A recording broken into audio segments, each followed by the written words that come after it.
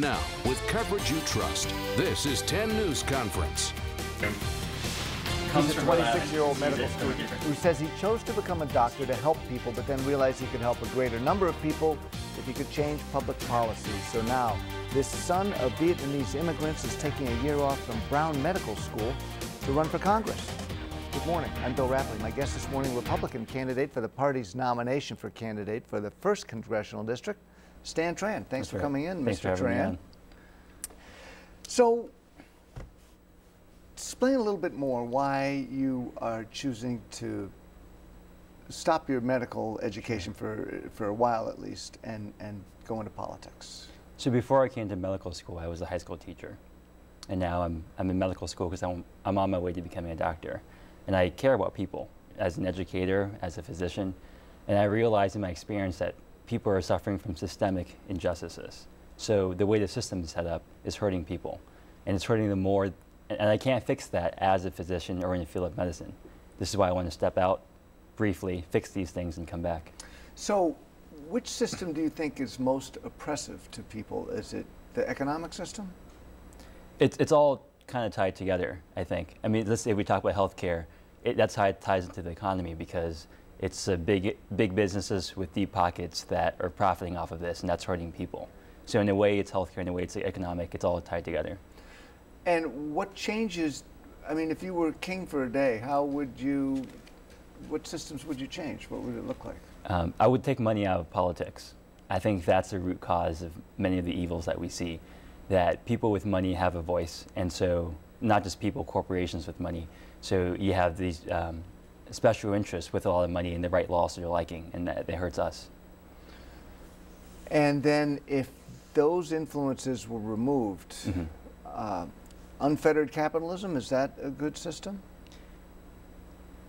I think capitalism, in a free market, yes, capitalism works well. The problem is that if it's unfettered, then companies can become too powerful. And we live in the capitalism now, and in a way it's unfettered because these companies just write laws to their liking, and that's wrong. So capitalism is good as long as there's competition, as long as people are informed, and as long as people have choices. I think once companies have a lot of influence and gets a lot of money, they start to change the system to eliminate competition. So yes, capitalism, yes to competition, and we need to regulate it as much as it takes to make sure that competition exists in the market. So do you support a minimum wage? Yes, I do, but I don't support the increase to 1010. No, where do you think the minimum wage should be? I think it shouldn't be increased to 1010 because that's such a big jump so rapidly, and that's going to scare businesses. I think if you're talking about an increase in minimum wage, it has to happen slowly and with the input of the business community. So for the federal wage, is it $7.25 and it's $7.75 here? I think it is. Yeah, they're pushing it up to $9 now in 2015. You're talking about that in the state, okay. Yeah. But if you say with the input of business is generally going to say, no, we don't want it raised, aren't they? You're right. But I mean, if you're working on a raise, at least you can get their input in terms of making it predictable and being clear about not raising it too rapidly, so it gives them time to adjust to the new minimum wage. Now, do you consider yourself a lifelong Republican? No, I was a registered independent my entire life until recently, until I came to the state and I realized what the Democrats have been doing to the state. Can you elaborate a little bit? Sure.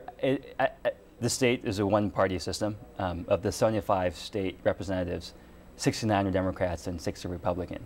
So in a system like that, when one party controls everything, I mean, they have too much power, and there's no other voice to oppose that. And so I think one reason why the state has done so poorly, if you look at rankings on a number of measures, transportation, business climate, many things, we rank at the bottom, either the worst or second to worst or third to worst. And I think a big part of that has to do with how irresponsible our government has been because there's no other opposing voice. So you would run as a Democrat if it was an all-Republican legislature? I'm not sure. It depends on, I mean, being a Democrat or Republican doesn't matter to me as much as your ideas and what you do, your the practical ideas on how to fix the problem. And I'm a pragmatist at heart. If you look at my website, I have very specific ideas on how to fix the system. And that's more important to me than the party that you run on. So it's about the person, not the party. So if you get the party's nomination, are you expecting help from the national party? I hope so. I mean, I'm a different kind of Republican. I look different. I'm much younger than your average congressional candidate. And I have ideas on how to fix things. The Republicans in the past has been very staunchly opposed to Obama. But there's, the healthcare system has been broken before Obama. It's still broken today. And stopping Obama doesn't fix the healthcare system. Mm-hmm. So I have specific ideas on how to do that. So I like us I like to take the Republican Party in a new direction and have positive ideas on how to fix things, using the free market, using competition. So let's talk a little bit about healthcare. It may be your expertise. Mm-hmm. Do you support the Affordable Care Act, known as Obamacare? The Affordable Care Act hasn't made it affordable, so it hasn't accomplished the main objective. So I think it needs to be fixed. And why didn't it accomplish that objective? I think it was a sellout to the big businesses, the healthcare industry. Now there's a lot of players in the healthcare industry. There's a health insurance lobby, there's a hospitals lobby, there's a pharmaceutical industry lobby, and healthcare is a huge part of our economy. It's almost 20% of GDP. That means of all the goods and services that we provide in this country, almost 1/5 goes towards healthcare. So there are some people at the top who are making a lot of money off of this, and certain people who want to keep things a certain way, and so they write the laws to their liking. And the ACA, the Affordable Care Act, Obamacare, was written with a huge influence of these people, and so they're being enriched, and we're paying for that. This is why healthcare isn't affordable yet. So you're saying the act is not bending the cost curve down, as they say. It's not restraining the growth in healthcare costs. Right. And how does that happen? It's not. I don't get the impression it's the doctors that are getting rich so much off of this as it is maybe the administrators or the companies that are manufacturing some of these devices. Sure. So what do you do to change that? I think it takes leadership in Congress to change this. This is not a Democratic or Republican thing. The healthcare lobby, like I mentioned, is the largest lobby. They give over $500 million a year to these politicians. They give to both Democrats and Republicans to buy everyone out. I think a lot of people realize this. This is common knowledge among the medical field. But people are afraid to speak out because how powerful the lobby has been. So it takes someone with courage and someone who has nothing to lose to do this. And I mean, I'm willing to do that. And I hope that with this kind of leadership, the other people will see it and will be willing to follow me. But what kind of changes would you make if you could order around some of these behemoth corporations? So for example, Medicare Part D was a plan to expand prescription medication for seniors, to cover prescription medication. That's good. I think prescription medication should be covered. But the way the law was written, the government can't negotiate prices with companies, so they can charge whatever they want, and the patients end up paying for it. So that hurts patients. We pay the most for prescription medication of any country. Canadians pay half as much for the same drugs that we use. They're made in the same plant, and they're shipped there and sold for half the price. And the reason that can happen is because the companies have a monopoly on the market in this country. They've written the laws that way, because as a patient, you can't buy drugs from anywhere else. You can only buy from one person, and so they can charge whatever they want. So we change that, allow the free market system to work so that patients pay a fair price and not a monopolistic price. That's one way to get the cost of prescription medication down, and that's just one piece. And there are many pieces to this. Can you give me another one? Sure. The coordination of care between hospitals is terrible. They're owned by different companies, and they use different medical record systems, so that if you go to one doctor in one hospital system, you go to a different one, they kind of have to repeat everything from scratch again. So it's bad for you because it slows down your care. You get x-rays multiple times, and it drives up costs. The records don't transfer because the systems don't coordinate well. And so I think we should make that happen through Congress to make that happen better, so that patients have choices in terms of where they want to go. So let's talk a little bit about foreign policy. Sure. What do you think Well, for example, currently there's what's going on in Iraq with the ISIS militants I think just this morning, we're taping this on Thursday, they seem to have taken over the major oil refinery in the country. And there's a request for the United States to conduct airstrikes. Is that something you would be in favor of? I don't know. I can't answer that question. I have to look at the situation more and understand more what's going on. I think in terms of foreign policy, our politicians have done a poor job of informing us, the constituents, of when we're getting involved because of American interests and when we're getting involved because it's a moral obligation. And so if we have an interest in the situation, that should be clear to us what our interest is before we get involved in the conflict. In the situation in Iraq, it's important to look at history and to understand that there are different ethnic groups in this place. The Kurds, for example, live in the north, and they've been, for all intents and purposes, a separate state. Under Saddam Hussein, we enforced a no-fly zone so that Saddam Hussein can't go up north and attack these people. And so we forced them to integrate into one country. There's going to be issues with that, and so we need to realize that, and we need to be realistic about what we can do in a situation like this. I am very concerned about what the Islamic State is doing in Syria and in Iraq. I don't know enough about foreign policy to say exactly what our interest in that area is. I think it relates to our interests, and I think our politicians need to be more clear about what our interests are in that area. We have to take a quick break. Sure. We'll return to continue our discussion with Stan Tran, candidate for Congress, after these messages.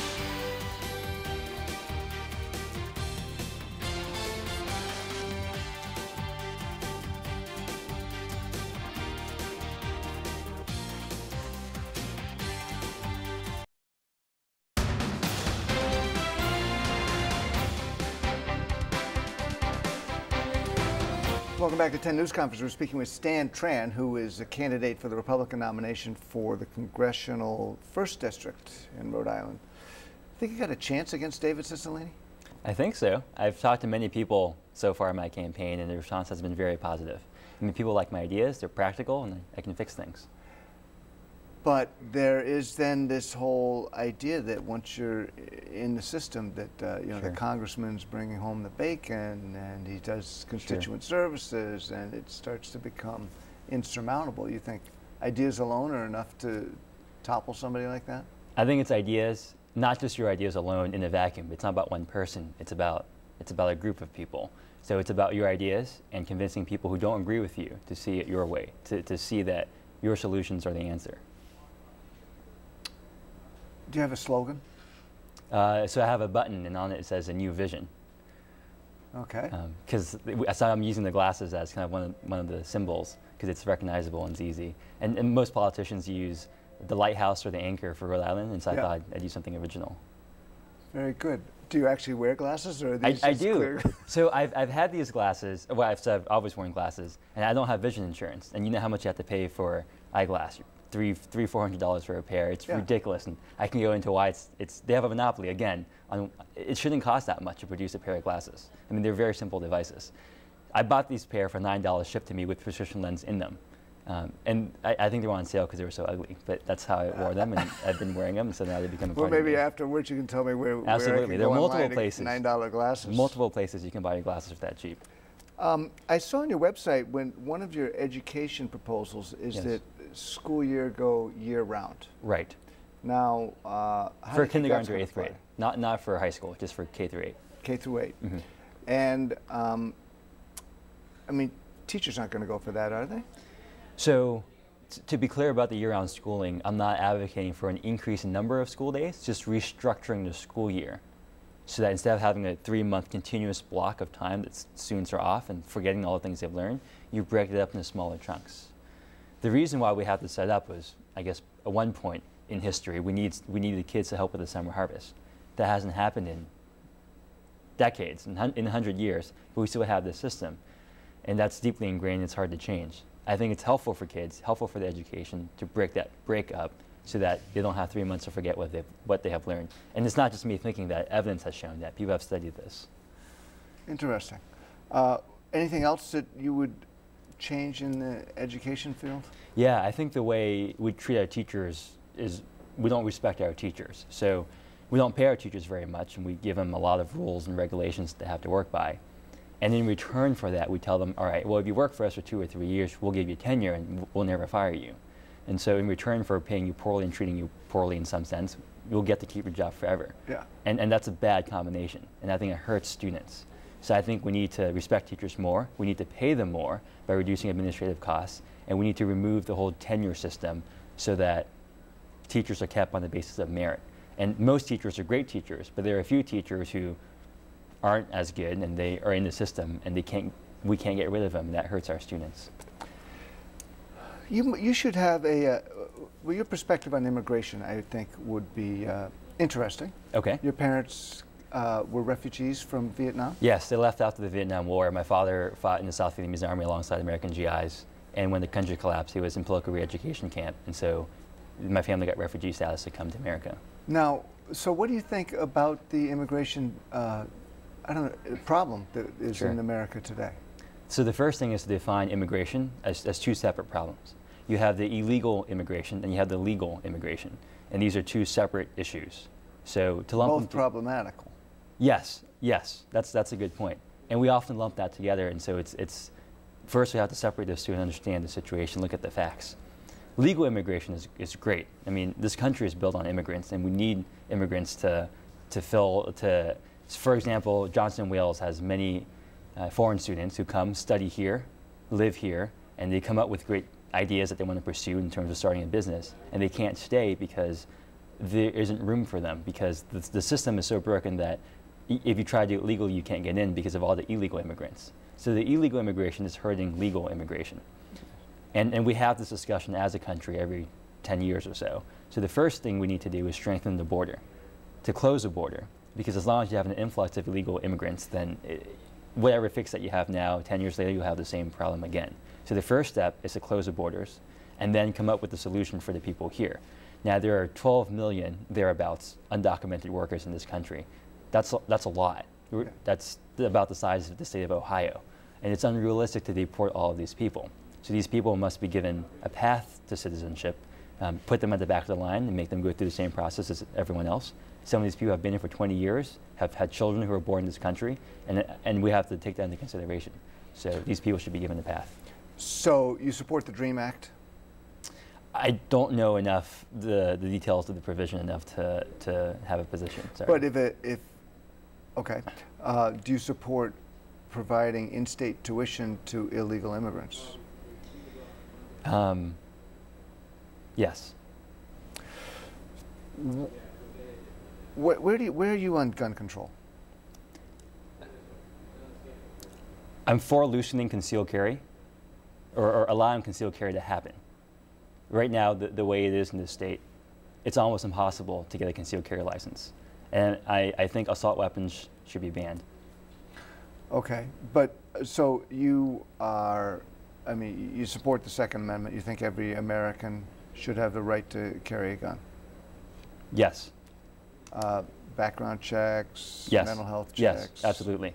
Yeah. I mean, I don't want guns in the hands of criminals. Right. So to be more clear about my gun position, I think everyone who owns a gun should be able to carry it, should be able to carry it concealed if they wish to, provided that they're not a criminal and they're competent with their weapon, which means they take a class and show that they can handle it competently. In terms of the assault weapons, I think it's important to look at the issue and look at the facts. Like, what is an assault weapon? There are certain criteria that define an assault weapon. For example, a barrel shroud, or a pistol grip, or a detachable magazine. These are features that make a rifle an assault rifle. And a barrel shroud protects the barrel from the user from getting burned. So if you're shooting many bullets rapidly, the barrel gets hot, and if you touch yourself, you might get burned. So that's what it does. The pistol grip allows you to hold it, to shoot it from your hip without having to bring it up to your shoulder. And a detachable magazine lets you shoot rapidly because you can just put in clips instead of just loading each bullet individually. Mm-hmm. So I don't think there's a need in our society for a weapon that can be shot from the hip. I don't know if you shoot, or I have. I enjoy shooting. I think it's a great sport. There's no reason why you should be shooting your gun from your hip. But if you have everybody with a concealed carry, I mean, aren't you afraid they might leave it in the men's room, or it gets, and there'll be more guns out in the street for the bad guys to get? So I live in Arizona. I was a teacher in Arizona, and there the gun laws are very different. They've recently passed a law that says you can carry a weapon into a bar, and that was like a state law that allowed you to do that. So the gun culture there is very different, and many people carry guns there. People carry openly, people carry conceal, and the people I've met, the people are very responsible with their weapons. So I've lived in a society like that. I feel very comfortable in a place like that, and I think the fear of gun comes from a fear of the unknown. For people who handle weapons or be around or are around people who carry guns, it's not as scary as people make it out to be. Do you believe that the federal government is trying to disarm the population? No.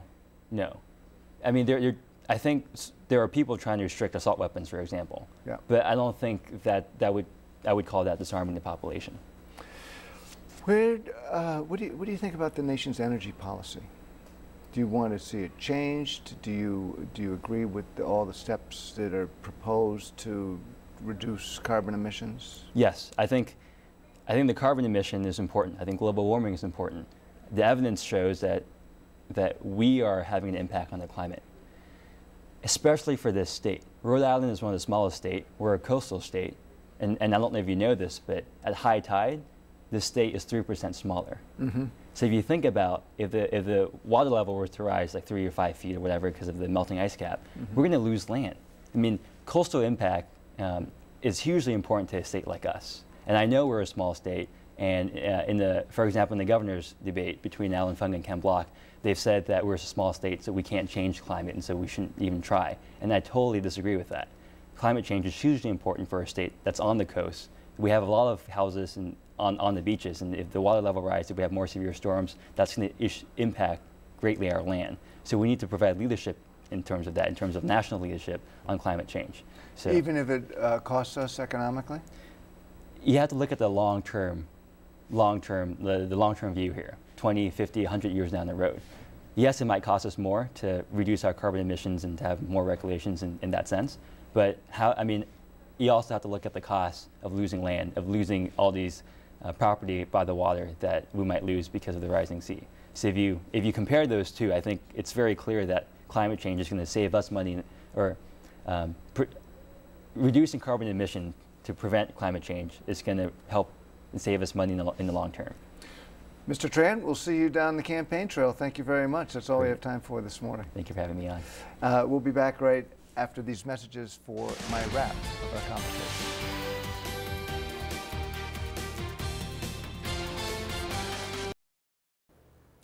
Now that was refreshing, a young idealist jumping into politics, clearly learning as he's going. And we learned a bit about Stan Tran, like his parents escaped from Vietnam, and why he wears those round glasses. It's as a trademark.